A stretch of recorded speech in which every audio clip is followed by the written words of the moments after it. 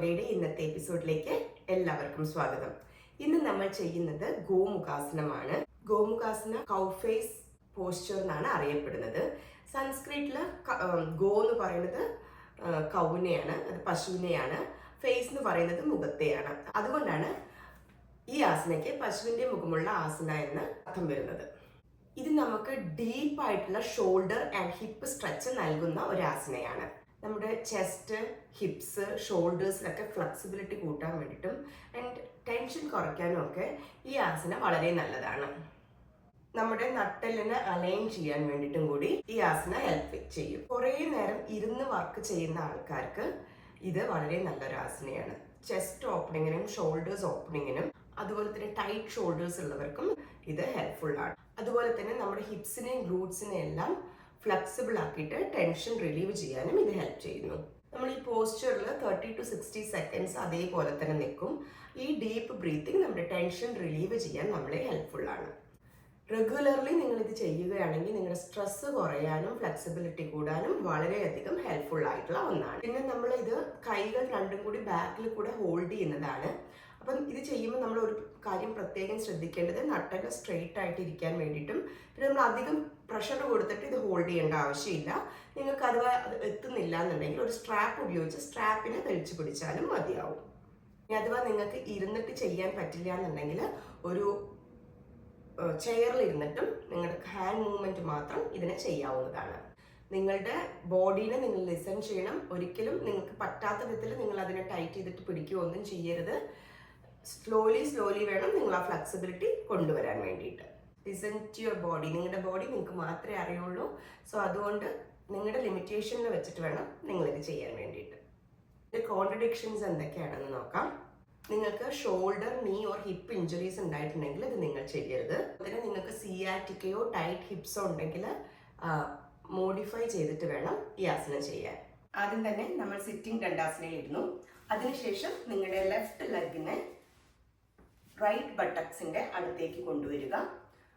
അതേപോലെ റൈറ്റിന് ലെഫ്റ്റ് ബട്ടക്സിന്റെ അടുത്തേക്ക് കൊണ്ടുവരിക. സിറ്റിംഗ് പൊസിഷൻ നല്ല കംഫർട്ടബിൾ ആയിട്ടുണ്ടാവണം നിങ്ങൾക്ക്. ഈ രണ്ടെണ്ണവും ഒരേ ലൈനിൽ തന്നെ വരാൻ നോക്കുക. ഇത് ബുൾ പോസ്ചറാണ്. ബുൾ പോസ്ചറിൽ ഇരുന്ന ശേഷം നമ്മൾ കൈകൾ ബാക്കിലേക്ക് ഹോൾഡ് ചെയ്യുമ്പോഴാണ് ഗോമുഖാസന ഉണ്ടാവുന്നത്.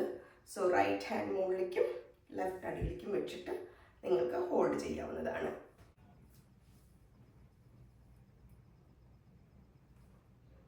ഇങ്ങനെ ആണ് നമ്മൾ ഇരിക്കുമ്പോൾ നിങ്ങൾ ലോക്ക് ചെയ്യേണ്ടത്. 30 to 60 സെക്കൻഡ്സ് നോർമൽ ബ്രീത്ത് എടുത്തിട്ട്, ഡീപ്പ് ബ്രീത്ത് എടുത്തിട്ട് നിങ്ങൾക്ക് ഇങ്ങനെ പിടിക്കാവുന്നതാണ്.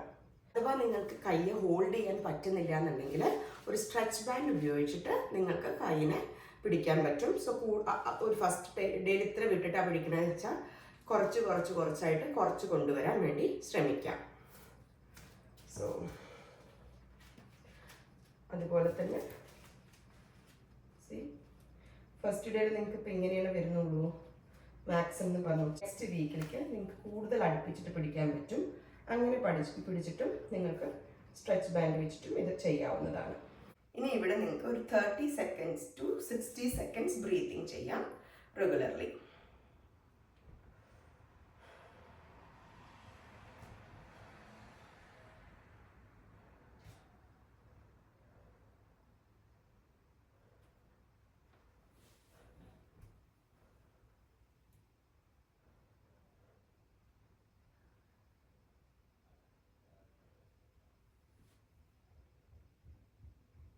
സ്ലോലി കൈകൾ പഴയ സ്ഥിതിയിലേക്ക് കൊണ്ടുവരികയും കാലുകൾ പഴയ രീതിയിലേക്ക് കൊണ്ടുവരികയും ചെയ്യണം.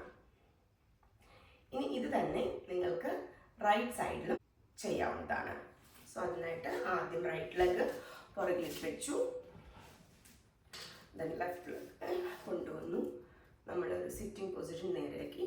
പിന്നെ റൈറ്റ് ഹാൻഡ് മുകളിലേക്കും ലെഫ്റ്റ് ഹാൻഡ് അടിയിലേക്കും ആക്കിയിട്ട് പിടിക്കാൻ നോക്കുക. നിങ്ങൾക്കിത് എത്തുന്നില്ല എന്നുണ്ടെങ്കിൽ നിങ്ങൾക്ക് കഴിയുന്നതും ഒരു സ്ട്രാപ്പിൻ്റെ സഹായത്തോടു കൂടി പിടിക്കാവുന്നതാണ്.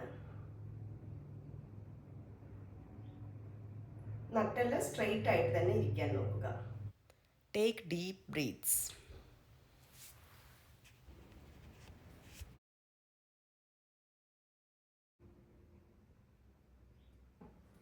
and relax. ഇന്നത്തെ ഈ ഷോർട്ട് എപ്പിസോഡ് നിങ്ങൾക്ക് ഏവർക്കും ഇഷ്ടമായി എന്ന് കരുതുന്നു. ഇതുവരെയും നിങ്ങൾ എൻ്റെ ചാനൽ സബ്സ്ക്രൈബ് ചെയ്തിട്ടില്ലെങ്കിൽ please subscribe to my channel. അതോടൊപ്പം തന്നെയുള്ള ബെല്ലൈക്കൺ അമർത്തിയാൽ നിങ്ങൾക്ക് എൻ്റെ ഓരോ പുതിയ വീഡിയോയും ലഭിക്കുന്നതാണ്. നിങ്ങളുടെ ഫാമിലിക്കും സുഹൃത്തുക്കൾക്കും എല്ലാം ഷെയർ ചെയ്യൂ, ലൈക്സ് ഇടൂ, കമൻസ് ഇടൂ.